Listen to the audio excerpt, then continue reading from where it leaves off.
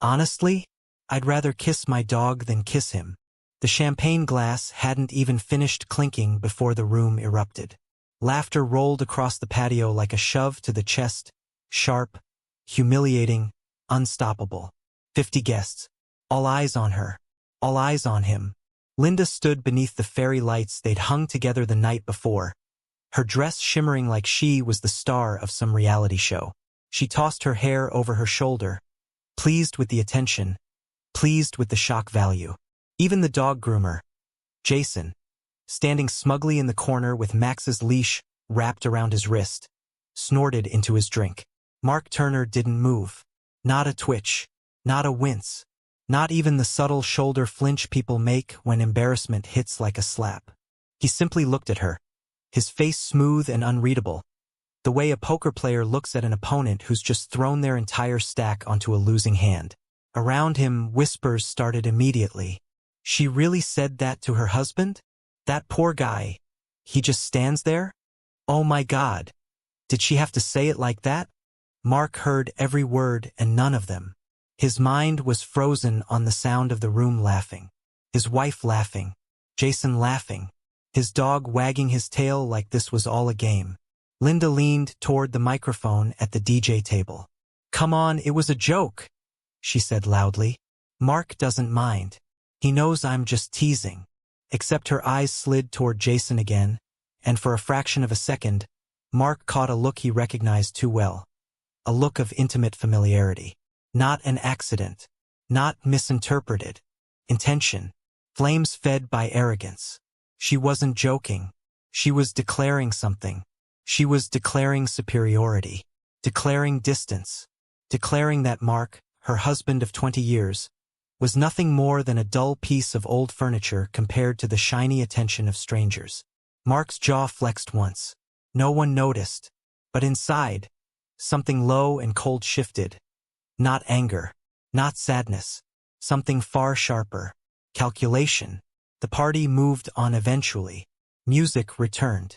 Guests drifted back to conversation. Linda basked in a new circle of attention, telling exaggerated stories, showing off her new bracelet, pouring more wine. She avoided Mark entirely, except for one moment where she passed him and tapped his chest like he was a toddler. Lighten up, she whispered, never looking him in the eyes. Jason followed her around with the dog, laughing too hard at everything she said. When the last guest left, Mark was the one collecting empty glasses, rinsing plates in the kitchen sink, putting away decorations. Linda lounged on the couch scrolling through her phone, smiling to herself. She didn't say thank you. She didn't apologize. She didn't even acknowledge what she had done. She went to bed early. Lights off, door shut, no kiss, no glance, nothing. And somewhere in the house, a guest's TikTok post from the party was already climbing past 100,000 views. 3 days later, the humiliation had cooled into something dense and silent. Mark sat at the dining table early in the morning reviewing invoices, the only place in his life he felt entirely in control. The soft scrape of pencil against paper was the only sound in the room. The moment he leaned back to check his phone, a banking alert popped up. $38, 700 withdrawal from joint account. He blinked. That wasn't right. He hadn't approved any transfer. He checked again, no password reset, no text verification. Just gone. He walked into the bedroom. Linda stepped out of the bathroom wrapped in a towel, humming something upbeat. She barely looked at him.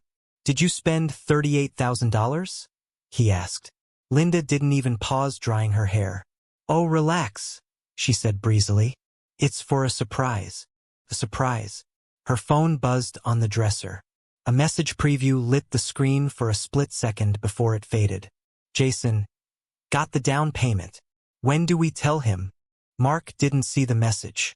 Not yet, but the camera in the audience's mind does, and the dread sinks in. Linda walked past him, brushing his arm lightly as if he were an inconvenient piece of furniture blocking her path. Don't worry about it. I've got everything handled, she said. She didn't kiss him. She didn't make eye contact. Her smile was too bright, too rehearsed, too confident. Mark stood alone in the hallway, the sunlight slicing across the floor at his feet. His breathing slowed. His heartbeat steadied. Something wasn't just wrong. Something was being built around him, quietly, secretly, and the woman who had humiliated him publicly was now financially moving pieces he didn't even know were on the board. The humiliation at the party was never the real problem. It was the warning shot he hadn't understood until now. And the truth waiting for him just around the corner would make that "dog" comment look like a paper cut compared to the knife waiting behind it. The sawdust floated in the air like snowfall as Mark dragged a strip of sandpaper across an old oak board. His workshop was usually his refuge, the one place where everything made sense. But that morning, each scrape felt heavier, slower, as if the wood itself carried the weight he couldn't speak out loud. His mind kept replaying three things on a loop: the laughter at the party, the bank alert, and Linda's careless, "It's for a surprise." A surprise worth $38,700. He tried to tell himself it was nothing. Maybe something for the house? Maybe a medical bill? Maybe something reasonable? But Linda didn't do reasonable. Not anymore. He wiped the sweat from his brow, set down the board, and made a decision he didn't think he was ready for. He walked out of the workshop, across the yard, and into the house. Straight to the kitchen. Straight to the laptop they shared but barely used together anymore. He opened the banking portal. He entered his password. He held his breath. The transfer details appeared immediately. Escrow company. Condo management. Deposit confirmation. His blood ran cold. Condo? Linda had bought a condo? He clicked deeper, scanning digital paperwork. The unit wasn't close to their home. It wasn't an investment they'd ever discussed. And it certainly wasn't in both their names. It was in hers. Only hers. The pit in his stomach grew wider with each click, until he saw the line that stopped him entirely. Occupant, Jason Field. Jason, the dog groomer. The man who laughed a little too loudly at Linda's "I'd rather kiss my dog than him" joke. The man who stayed late at the party pretending to help with Max while Linda's hand brushed his arm like it wasn't an accident. Mark blinked several times. But the text didn't disappear. Linda had bought a condo.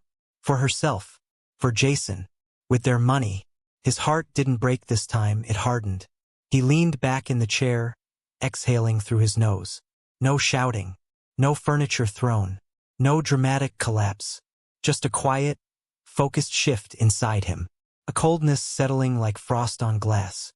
He turned to the next file, the digital loan application Linda used to withdraw additional funds. His eyes narrowed. Something was off. The signature Mark Turner looked right at first glance, but the curvature, the pressure, the slight upward flick on the last R. He knew his own handwriting better than he knew himself. Linda had forged it. She had used his name and their home, the house his father built with his bare hands, as collateral. She had risked everything for a secret life with a man who groomed dogs for a living. Mark swallowed hard. The betrayal wasn't emotional. It was economic warfare. He clicked through email threads, searching for something, anything that would explain why she would go this far. Instead, he found playful messages. Linda. Soon we won't have to hide it anymore. Jason. Can't wait. That house feels like a coffin. Linda. He'll be fine. He always folds. His jaw locked until it hurt. His workshop tools called to him again, not for comfort but for clarity. He returned there, standing in the doorway, inhaling the familiar scent of cedar and varnish.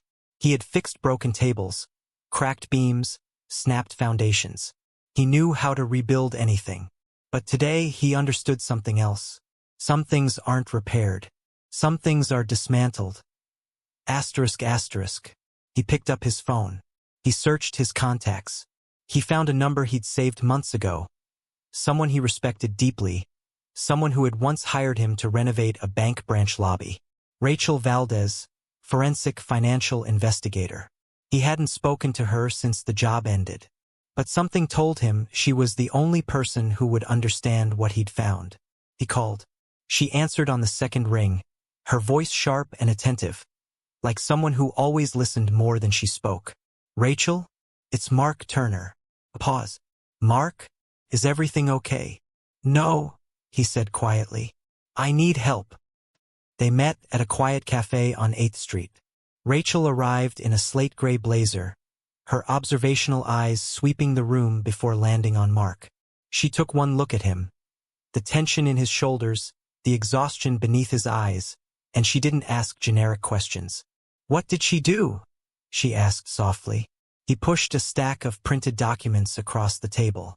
While she read, her expression shifted from confusion to concentration, to a sharp, focused anger on his behalf.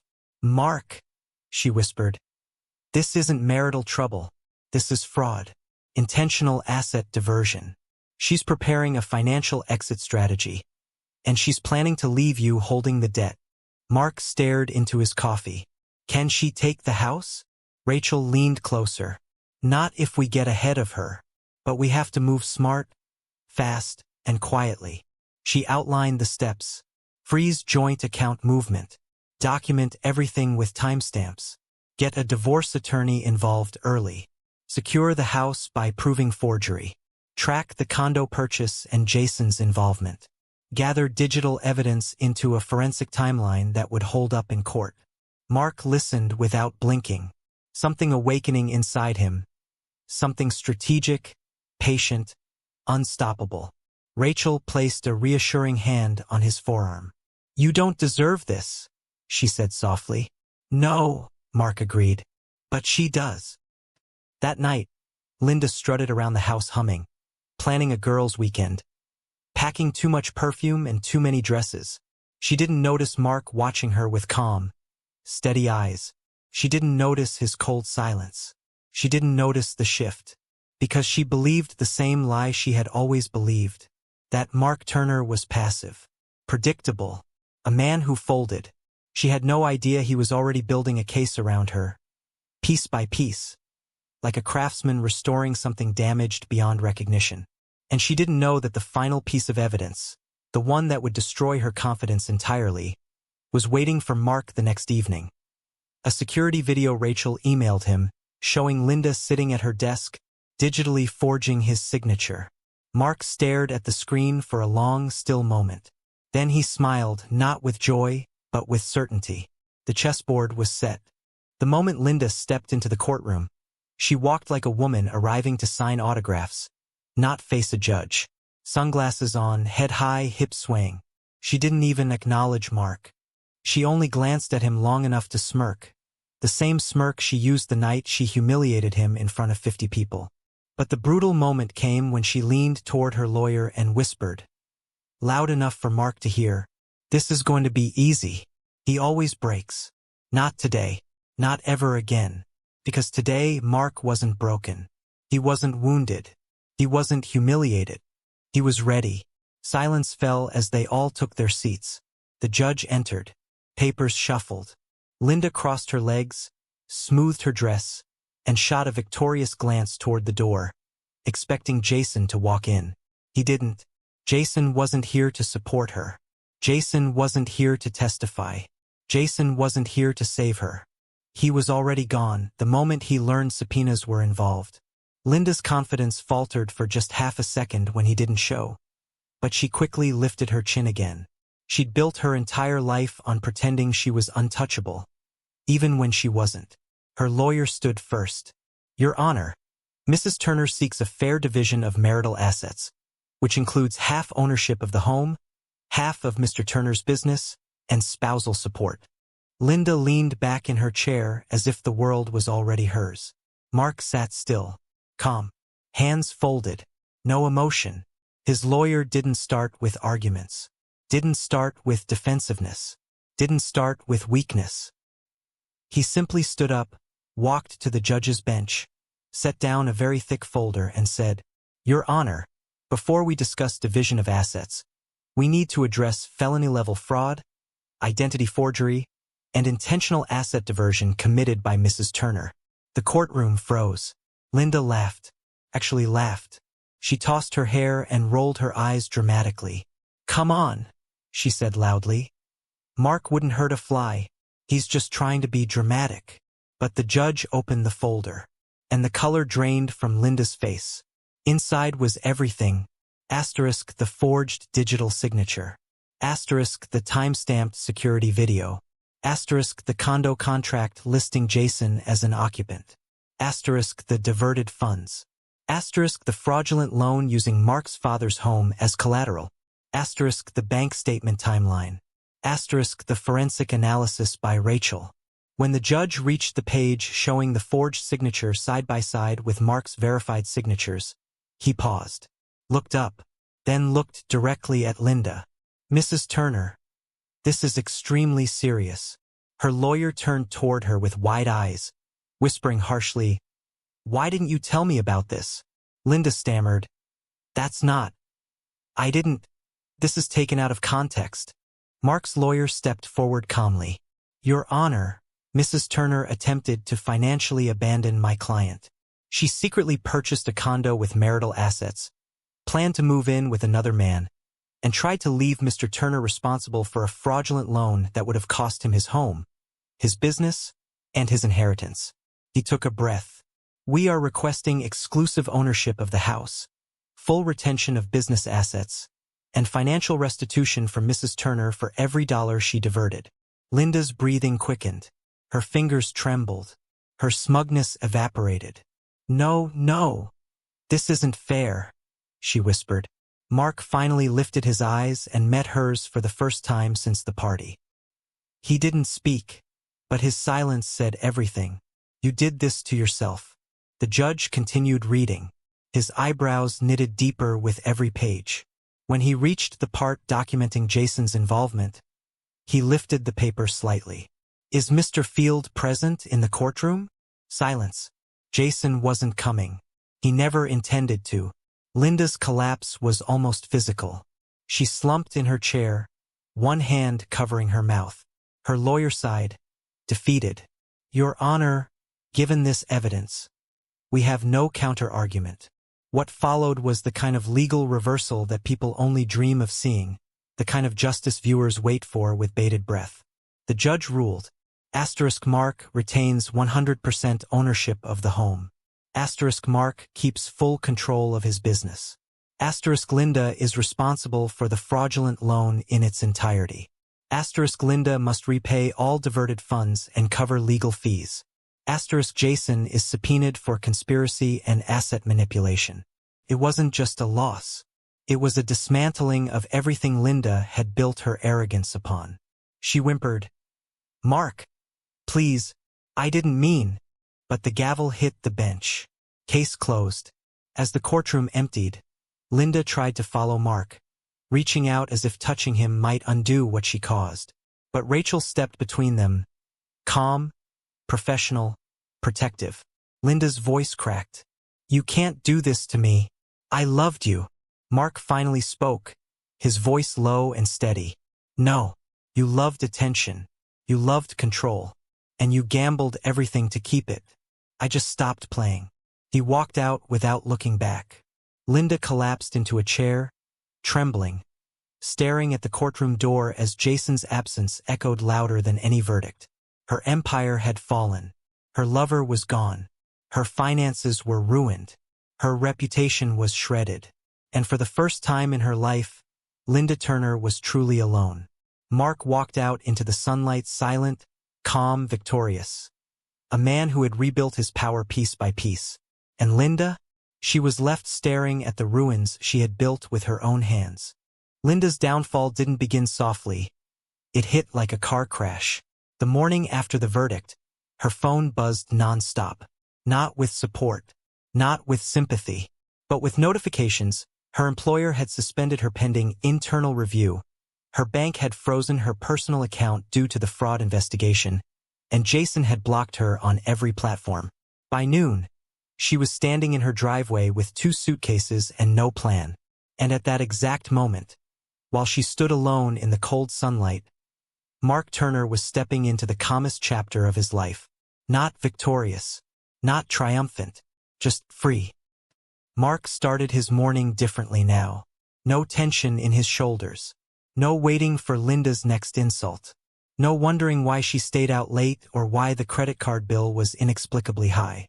He brewed coffee in the kitchen that finally felt like his again. Quiet, steady, warm.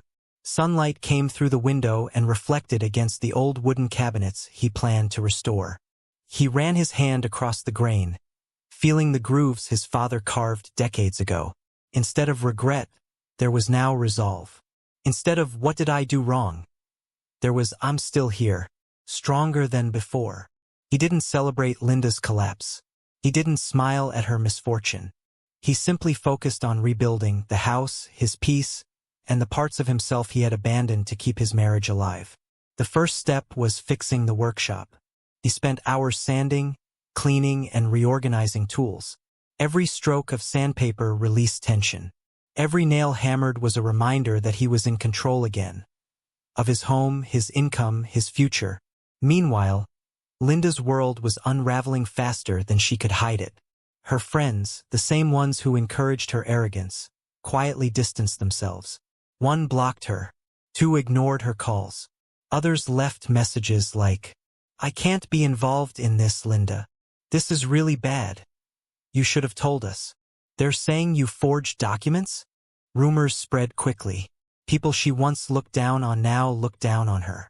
She tried to call Jason repeatedly, but it always went straight to voicemail.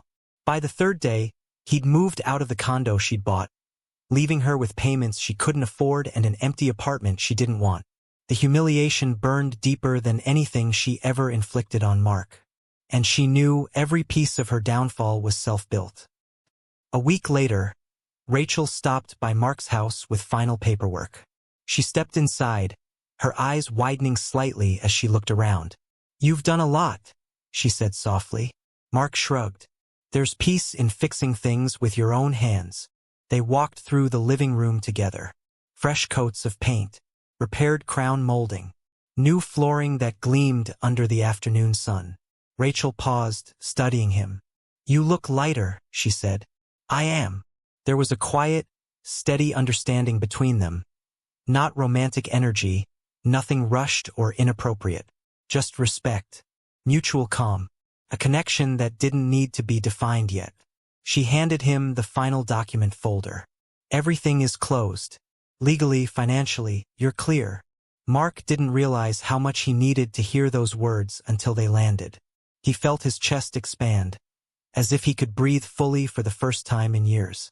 "Thank you," he said. "You did the hard part, Mark. I just drew the map." They shared a small smile, the kind born not of flirtation, but of relief and mutual trust. Rachel stayed a bit longer, helping him sort a stack of renovation receipts. A small moment but meaningful, someone choosing to stay not out of obligation, but because they wanted to. As she left, she paused at the doorway. "You know," she said with a warm, gentle tone, "some rebuilds don't just fix old damage, they make room for new things." Mark watched her walk down the path, sunlight catching her hair. He didn't chase her. He didn't rush. Life had just become calm again, and calm was enough. Linda, meanwhile, had become a ghost in her own life. After losing her job, she applied everywhere she could, but her flagged credit and ongoing fraud investigation made employers hesitant. She moved into a pet-friendly basement unit she could barely afford. The place smelled of mold and reheated leftovers. Max, her beloved dog, the one she used as a prop to insult Mark, now avoided her. Dogs know when a home is broken. He spent most days lying near the door, waiting for footsteps that would never return. One night, Linda finally broke. She tried calling Mark. No threats, no manipulation, just a shaking voice. "Mark, please, I'm sorry. Can we talk?" He stared at the ringing phone, then let it go silent. His peace was more valuable than her apology. Later that month, Mark stood outside his fully restored home, hands in his pockets, breathing in the cool evening air. The house looked like new, but still held the memory of his father's craftsmanship. It was a perfect balance of old and new, and so was he. He had survived betrayal. He had outplayed deceit. He had kept his home. He had regained his self-respect. He had reclaimed his future. As the sun dipped and the world quieted, a single thought settled into the moment like a closing chapter. Sometimes life doesn't fall apart. Sometimes it falls into place. ***. And for the viewers listening, the narrator added quietly, life has a way of revealing who's truly loyal. And if you want more stories where justice hits exactly where it hurts, you already know what to do.